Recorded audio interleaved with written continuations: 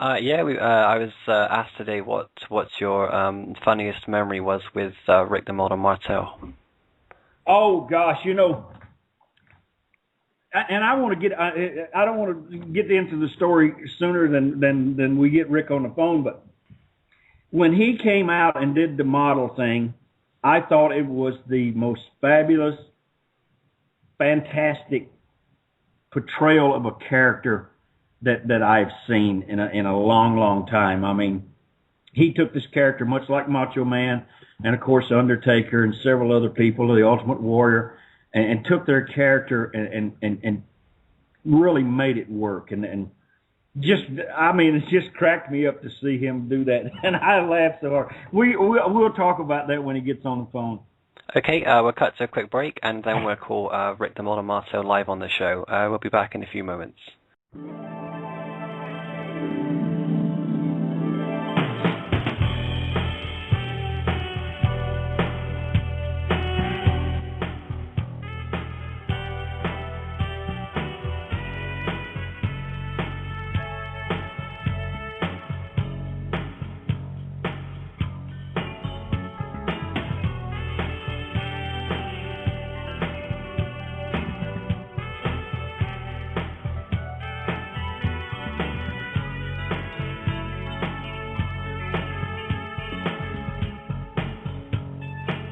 Okay, we're back on Shake, Rattle and Roll, fans. Just putting the call through to Rick Martel. Honky, this should be an awesome night with Rick the Martel on the line with HGM. I hope so. And 805-727-7112.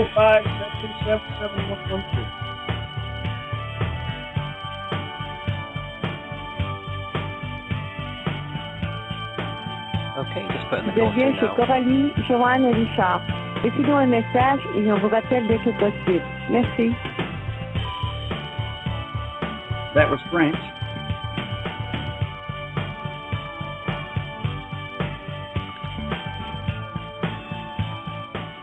Okay, I've actually got a voicemail there. Let me try and call him directly. Won't be a second. Live radio after all. That's right. It's live radio.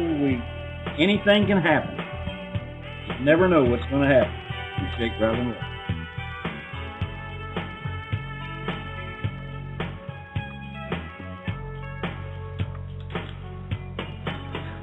Won't be a second.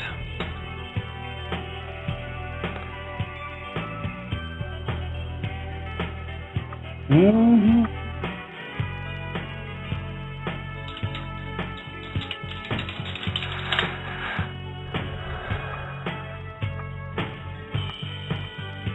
While the fans are holding, I can say Paul Bearer has signed a new contract with WWE.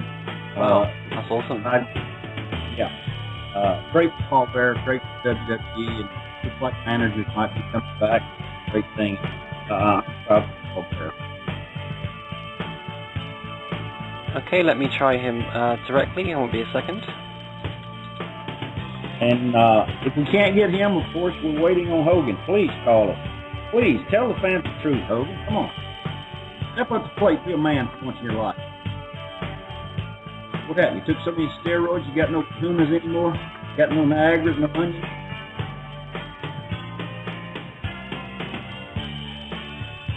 Okay, just trying to call Rick directly.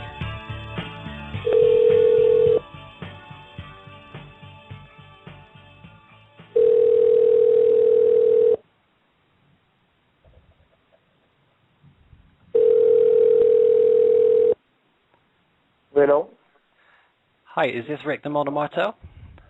Yes, speaking. Hi, you're live on the air with the Honky Tonk Man on Shake, Rattle and Roll.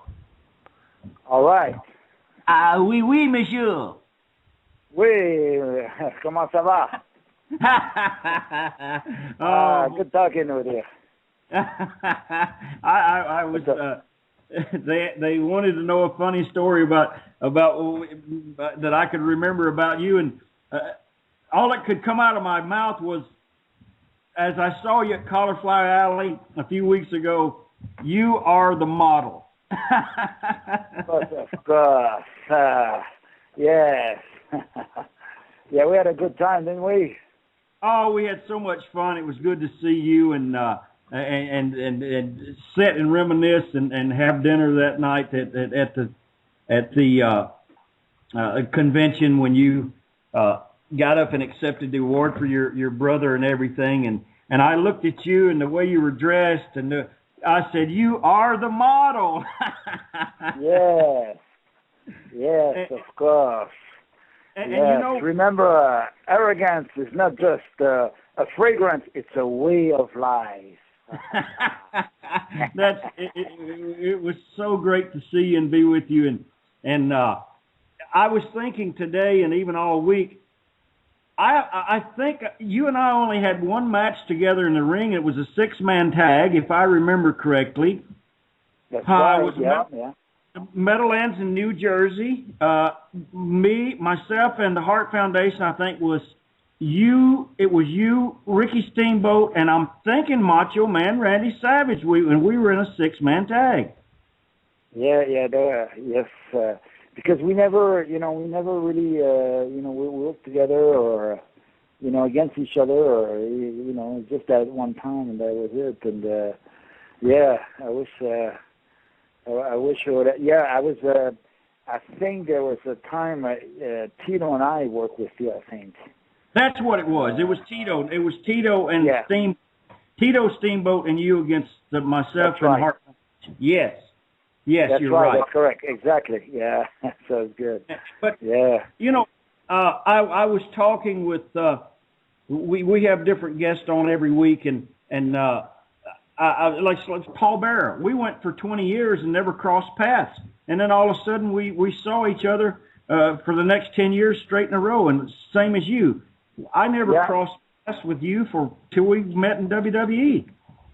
Yeah, that's right. Because I'd go to territory. He had been there, or vice versa, and finally we met there. In the 90s, and because you started. What year did you start? I was started in Pour envoyer votre 77. message, composez le 1 ou raccrochez. Pour modifier votre message, composez 2. Pour réviser le message, started. Pour obtenir les options de livraison, Not sure what we've got going on there. Some French ladies talking there. Yes. I don't know what the. Yeah, I started in 73. Yeah. And you started around the same time, and we've been many territories, and we just didn't see each other, and so. We never crossed paths, and the thing that stands out, and you can reflect on this, of all the things that you did in the business, and all the championships you held, and of course being AWA World's Champion, and everything. What the fans remember now is the model, because it was such a perfect fit for you, and you did it so wonderful. Oh, thank you very much, Honky Tonk. I really enjoy that. I've been a babyface for like 15 years, and being a heel was something. My brother was a heel, and I remember traveling with him in the heels, beginning, and I liked that. I liked hanging around with the heels, and so I always wanted to be a heel. I said, I have to do it. I have to give it a try, and then I said. I went to see Vince with the idea, and at first he didn't want to do it. I said, no way, and then finally, he decided, give it a try, and I really enjoyed that. It gave me, because I'd done it for like 15 years, so the last 10 years, it gave me the extra, creative energy, to finish and having a good time doing it, Yeah, and it's like I said, it was it was one of those things that was done to perfection, and you know this yourself. Sometimes you have to try a lot of things till you find something that really fits. And I think this you could have been a babyface with this. I think you could have been, as Ted DiBiase was, the $1 Million Man also, because you had that way of, you knew how to make things work. Well, I appreciate your kind comments. When I was doing, I could have, like you said, experienced more with it, and but at that time, I'd been in, for many years, and and I was starting my business, here at home, and I knew it was kind of for me to bow out, and but there's a lot more I could have done with it. You're right, Honky, Oh yes, you could have done so much, and I didn't know until you gave a tremendously moving speech for your brother on the Tuesday night banquet when you accepted the award for him. I didn't know that you started at such a young age in the business. Oh yeah, I had just turned 17, and so it's funny because my brother was in the Halifax, working for the K's, and a guy had been injured, and he called me up the Friday night. He says, "Look, Sunday morning you take the flight to Halifax and you start in professional wrestling." And wow, man! Then I did it, and I just finished, the school for, in June, and so I went for 2 months, did it, and then when I went back to school, after you've been hanging around with the boys for a couple of months, man, the stories that the kids at school were telling me, and compared to the stories I had been living for the last 2 months, I was like, oh my God, these guys are boring. Yeah, you weren't cut out for that.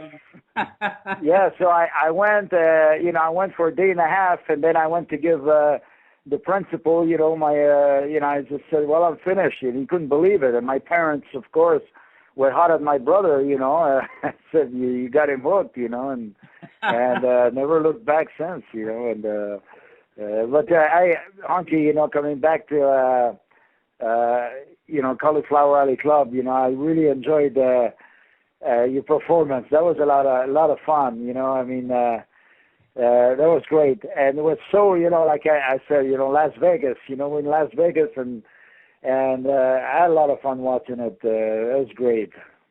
Yes, it was very touching, and of course, then you had your award the following night on Wednesday night at the big banquet, and gave another moving speech for yourself, and I came to Puerto Rico shortly after your brother had passed away. And I had a big program going, myself and Dutch Mantel, of course, with Frenchie Martin, who was Pierre Martel there, right. And Invader #1, who his claim to fame was because of your brother's passing.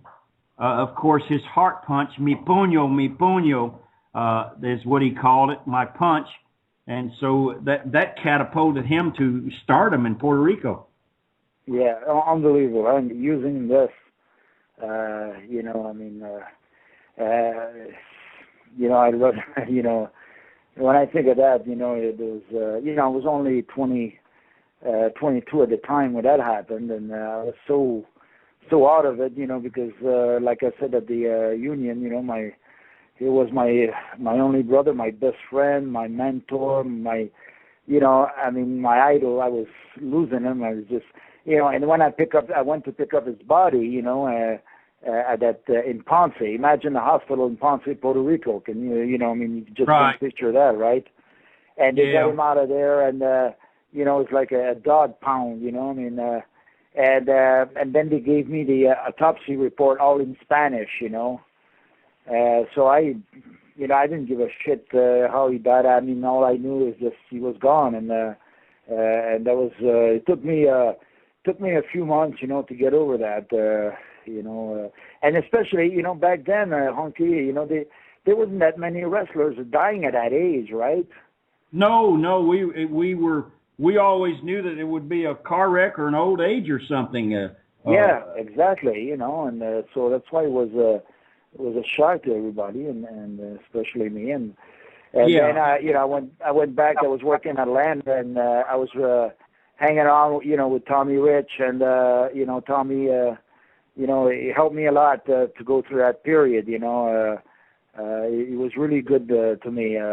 We spent some few nights together. He would stay with me. Make sure I wasn't by myself, or so I was good having him around. Yes, I know it was a very tough time, and we're just losing so many people at such a young age now, way before their times. It's like it's never ending, and gosh, when I was said it. Go ahead, Richard. As we're talking, excuse me, Honky, as we're talking about losing guys, we just lost Randy Macho Man last week, and I know you did a really nice program on it. Yeah, we did a really good tribute show that we had.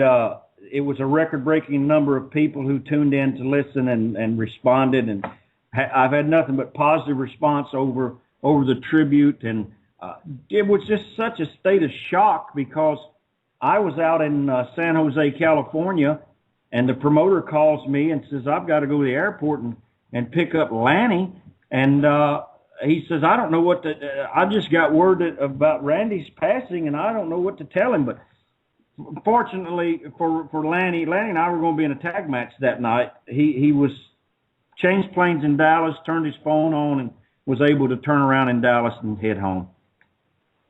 Oh yeah, I remember he told me he was out of Dallas. He flew home out of Dallas, and me, I was in Boston, in Providence with Tito, and I was in my room, getting ready to go to the show early morning because that Friday I was traveling day, so I went to bed that night not knowing, and so the Saturday morning I'm getting ready and taking my shower, and then I hear, Macho Man was 58, and I said, oh man, I couldn't believe it, and I'd worked. I remember the first time I worked against Randy. I was a baby face out of Atlanta. In fact, I was working with Tommy, and then in '78, and I went to Alabama for one shot, and I worked against Randy. He was a heel there, and we worked half an hour, him and I. And first time I met him, and really enjoyed working with him. And then I'd never seen him until like you and I, until WWE, and always thought he went all out. He worked hard and did that elbow off the top every night, and jumped off that top rope, top turnbuckle onto the concrete. So he really he went all out every night. You have to respect that. Yeah, he was such athleticism to catapult himself over the top rope and up to the top rope and stand. I never tried to stand on that top rope. I did it. I tried once in training school and I almost killed myself. I said, forget this. But Randy could stand there, and he could stand there, arms up in the air, and hold that pose as long as he wanted. But yeah, and you're right. He worked very, very hard in the ring. Every night he wanted to be better. Every night he wanted every match to be better than the one before. And he would push you to your limit. Yes, he would. Oh yeah, and how he was, how intense he was, even in the dressing room. I'm going like, Jesus Christ, is this guy ever unwind or what? He was, he was, that neck, pulled down, and I mean, he was like, he was something else. What I want to do now is get the real story. How did Randy ever unwind from being so wound up? Oh yeah, I wonder. I'm not sure how he did it or if he ever did, but man, he was something else, Yes, he was unbelievable. And when I saw you and of course Nick Bockwinkel was on stage with you on Wednesday night, and for your presentation, to see you and Nick stand there, I can think, and I know Nick, and I've seen matches of Nick, but to know that you and him had many 60-minute matches is incredible. Yeah, the first time I worked with Nick was in Honolulu. I was 21 years old, and him and I worked, for a world title match then, and we went 1 hour, and then I said, wow, this guy's great. He was intense and all that. But at the time, when you're that age, you don't realize that he was 20 years older than me. So you don't realize, well, and then I last time I worked with him, I was 29 and he was 49. And man, I was in good shape, and I kept going, and he kept going and going, and and he never said, hey, look, let's take it easy, kid, or whatever, and he was 49, and he could go, that guy. I mean, I have so much respect for him, he was something else, Nick. It was so good to see everybody. There's somebody on the phone right now. They're calling from San Juan, Puerto Rico, and he texted me, said, "Mate, I've been waiting for 30 minutes." Steve, can you get the phone? Yeah. What was the area code? Well, I hang on a minute. Let me look. I got to pull it up on my.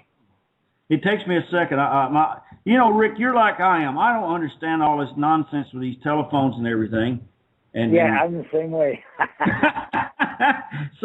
I was at the Comic-Con convention this weekend, and people were saying, do you know how to play this game? And you're on this game. I said, I don't know how to play any. I don't even know how to take a picture on a telephone. It's a 787, Steve.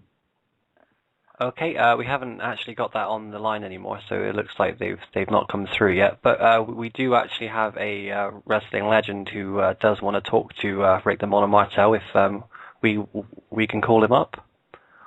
Okay, let's do that. Okay, I won't be a second. Okay, it's a surprise for Rick the Model. I won't be a second. Let me just add him to the call. All right. We don't do ambush journalism here, Rick. So don't worry. Okay. Yeah, I starting to sweat there, Okay, we should have our special guest with us now.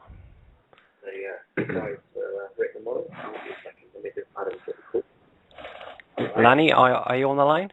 We don't do ambush journalism here, Rick. So don't worry. Yeah, I starting to sweat there, I'm here. Okay, Lanny Poffo, you're on the line with Rick the Model Martel and the Honky Tonk Man. Hey, Lanny. Je suis le Saint-Génie. Ah, le Saint-Génie, yes. Oh, man, what a surprise. That's great. Yeah, they asked me if I would do it. I haven't done any interviews since 10 days. Hey, Lanny. Hello, Honky Tonk. I'm here, Lanny. I'm gonna let you guys take the show now. Go ahead. Okay. Okay, we're gonna ruin the show for you. Yeah, Lanny, it's good to talk with you. I know, it's been couple of days, and I'm glad to hear your voice. It's a nice surprise. Always happy to talk with you. It's been 10 days, and I thought it was time. Yeah, that's great.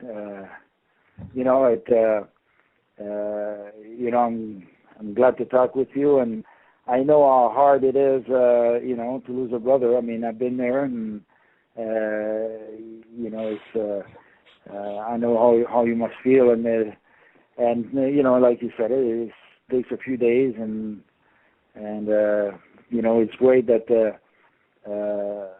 you did the same. You and Randy were in the same profession, so we have to be happy for the time we share doing something we both of you loved. Same with Michelle and I. We had that connection. On top of being brothers, that we did the same profession. And let's face it, professional wrestling is a profession, a very special profession, right? Oh yes, and I'm very grateful that I had an opportunity to be in it. And one of the reasons that I've really bounced back is one of the reasons I'm happy to say that my mother, 84 years old, is now doing better, and she's eating now. So I managed to get her on her feet, and now she's accepting visitors from neighbors. And I told her, you can give up if you want, and I'll help you give up if you want. But if you want to fight, and if you want to be alive, then Randy wants you to be happy, and I'm going to help make you happy, but you have to meet me halfway. That's great, Lanny. That's great. That's what she needs, and she needs to go out there, like you just said. when we talked and you told me that she didn't want to see anybody, so I hope she snaps out of it, because it's really not the way to do it, and I'm glad she's turning around now. I'll tell you what, I'd like to thank Honky Tonk Man. I hope you didn't leave. No, I'm like a fan sitting here listening to you two guys. Because I just want to say thank you to both you and Steve Wilton for the excellent tribute that you guys did at a very timely moment. And I did get a chance to, I was just as curious as anybody, and I know you broke box office records like Randy would have loved. And I want to say thank you for a very tasteful and stunning tribute to one of the greatest wrestlers that ever walked down that aisle. Well, thank you, and that's the least I could do, because I missed having that match with you last Saturday night. We were going to be tag team together, Lanny, but as things worked out, you had to head home, and you did the right thing. And I'd like to just say that I'd like to say thank you to American Airlines. The flight was sold out. I wasn't going to get home. I needed to get home to see my mother. And they broke a few rules. They brought in some supervisors. I lost my dignity. I pleaded my case. And God bless them, they let me go home. They bumped somebody, and I get to go home. And, I needed to be with my mom. I finally got there at 7 p.m. I left at 7 a.m., got to Dallas, learned of the horrible situation, and hung around Dallas like what, Honky? Well, like Frankie Lane would say, a spare prick at a wedding. Yes, there you go. And, but I mean, I wish I knew the girl's name. Just a little humor. Yeah, if you don't have laughter, what do you have, right, Rick? That's right, exactly. Rick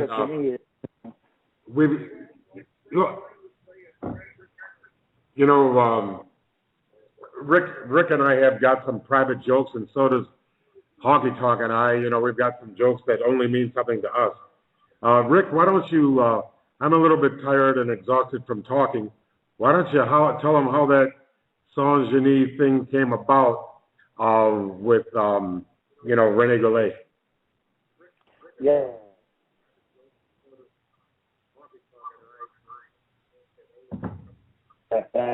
There's a saying in French, Saint-Genis, because genius in French is génie, and then he used to call, instead of calling Lanny Genie, he used to call him Saint-Genis, like an idiot, so that he used to call him like that all the time, and so we used to tease him with that, and I got a little story, Honky, on my 50th birthday, my wife had a surprise birthday party for me, and I walked in, we're supposed to go a restaurant, between, just my wife and I, and instead, she had some story, she said, look, let's go on the second floor, I got somebody I want you to meet, and then I went there in this room that was full of people, and my 50th birthday, and I'm thrilled, I'm happy, and I'm laughing, and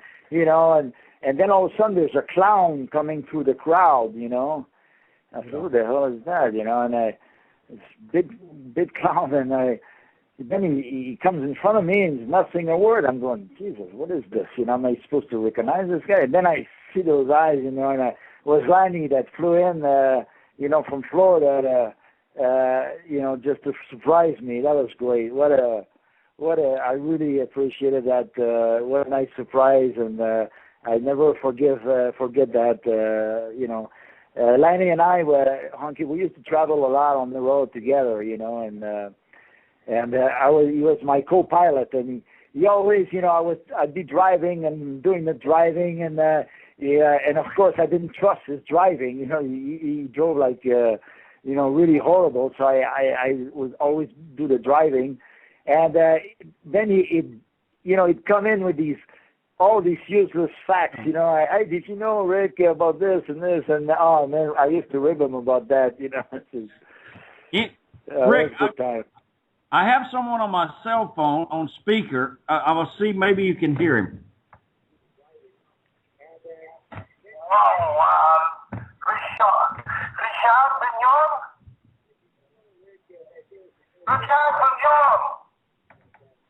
I can't hear it. You can't hear him? Okay, again.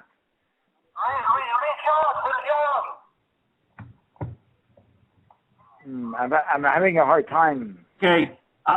Luke, call the show right now. Monsieur Vigneault. Ah, man, that's great. Luke. Ah, that's great. Great. That's great talking with you, Luke. That's great. It's been a long time. He's going to call into the show in just a few minutes. It's hard to do it from a cell phone, but gosh, Lanny, I'm so glad that you were a special guest to call in to surprise the model. And we were talking about this, and you and I talked about gimmicks earlier when you first appeared on my show, Lanny. Rick Martel, I saw him at Cauliflower Alley and a few weeks ago, and I looked and I said, "You are the model." Yeah, and I got to say that one of the greatest matches I've ever seen was in North Dakota. It was Tito Santana against Rick Martel, and they had just split up, and Rick Martel was in full model, and you know, Tito used to throw that flying forearm. Yeah, that flying burrito. Well, the worst guy that ever took the bump had to be Nikolai Volkov, but the best guy that ever took that bump had to be Rick Martel. Is that wrong to say? Is that all right if I say that?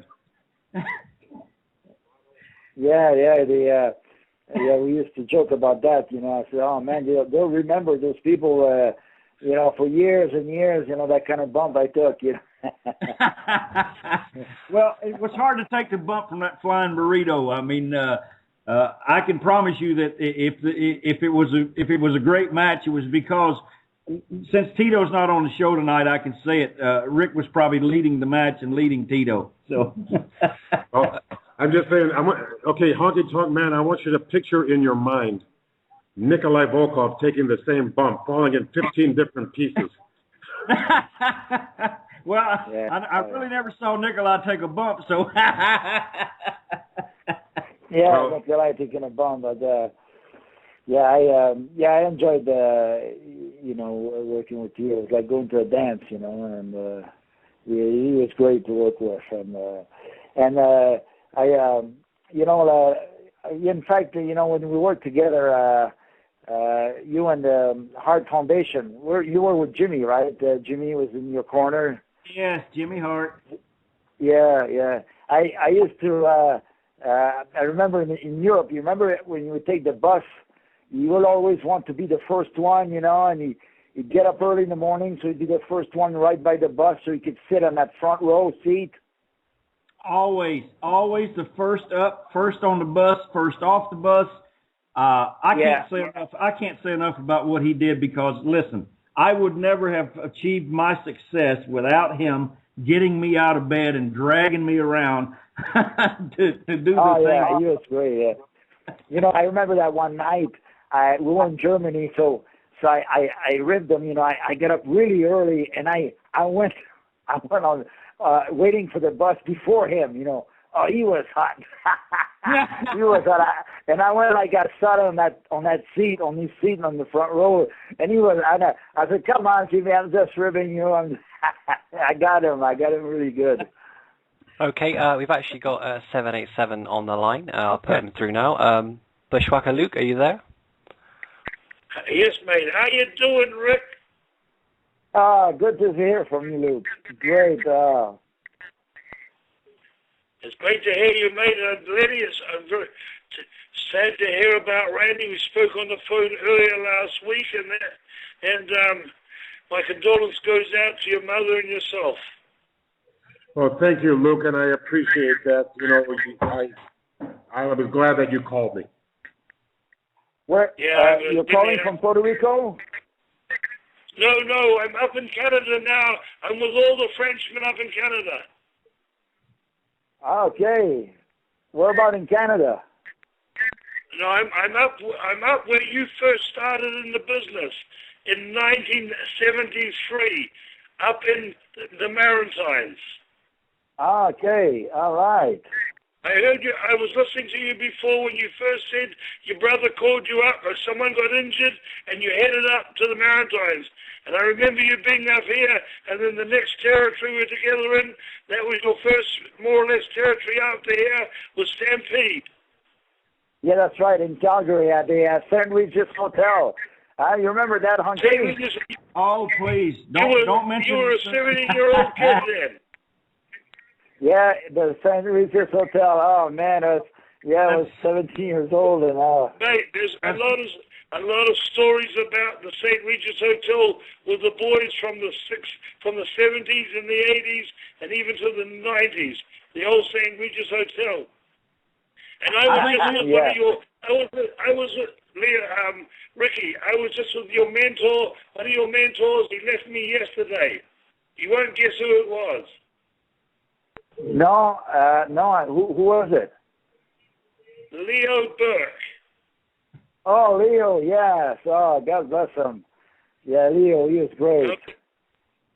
I wrestled you and Leo Burke many times down in New Zealand and other places in the country. Yeah, that's right. And, I remember Honky and Lanny, when I went to New Zealand in 77, really good friend of Luke. His name was Ray Johns.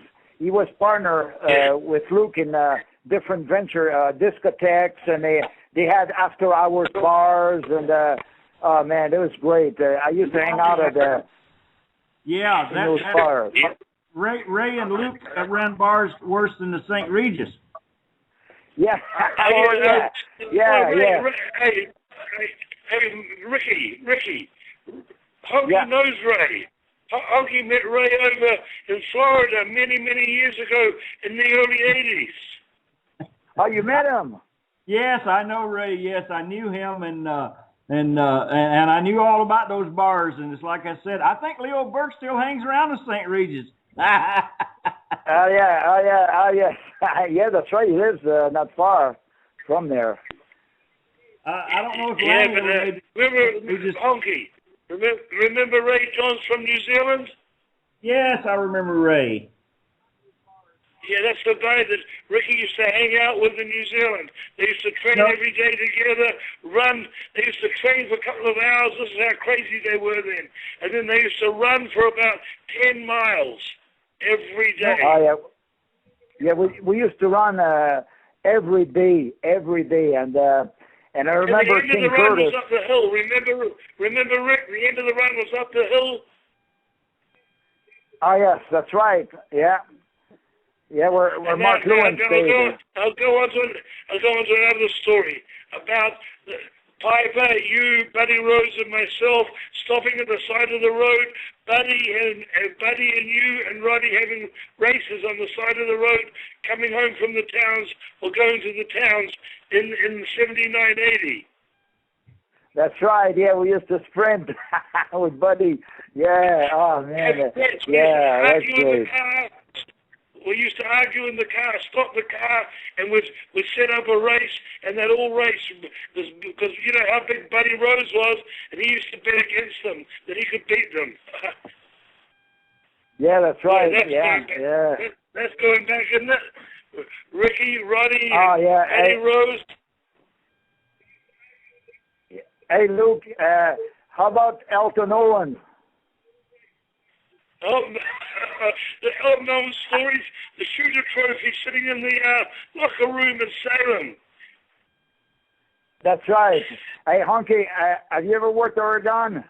No, I never went over there because I heard the horror stories about Elton Owen and his brother, the other guy, and I stayed up. You know, I love the other punishment. I stayed up with Stu and Stampede. Well, Elton was the only guy that shot himself in the testicles. He shot himself. He was carrying the money out of the building. He had a pistol in his pocket. Elton was drunk every night, and he put his hand in his pocket to get something, pulled the trigger of the gun, and the bullet went into his groin, into his balls. How's that, mate? Well, oh yeah, how about when we stood in line for the payoff, you know, and we'd take his cigars. He used to smoke cigar. You know, he was a drunk, you know, every night, and he would insult us, and you know, for payback, you know, we used to get a cigar, and each one of us would put it up our ass, you know, and then you know, we'd put it back there, and he'd smoke the cigars and give us the payoff, and we all knew he had been in everybody's ass, you know. He used to say, the flavor of the cigar is not like it used to be. These cigars don't taste like they used to taste. That's right. He used to sell it, yeah. What about the payoffs? One at a time, slow and easy. Get in line, boys. There's a little bread, but there's no butter. A little bread, no butter. It was unbelievable. Those great memories. Well, Lanny, I don't know if you guys, you and Randy and your father ever made it over to Oregon, but that's why I didn't go there. Well, actually, my father made it there many years ago, and I was there. I preceded Rick Martel there. I was there in '77 and '78, and I was befriended by Roddy Piper, which was a great experience for me. That's right, Lanny. You worked Oregon. That's right. I forgot about that. Yeah, and Elton Owen, you know, what happened is he used to keep his gun in his pants, and then he dropped the box office, and when he bent down to pick it up, the gun went off and it grazed his testicles and it landed up in his leg. And whenever you have in Oregon state law, whenever you have ballistics or a gun, you know, a bullet wound, they have to ask you a questionnaire. And he was in the emergency room and said, "Mr. Owen, it wasn't a suicide, was it?"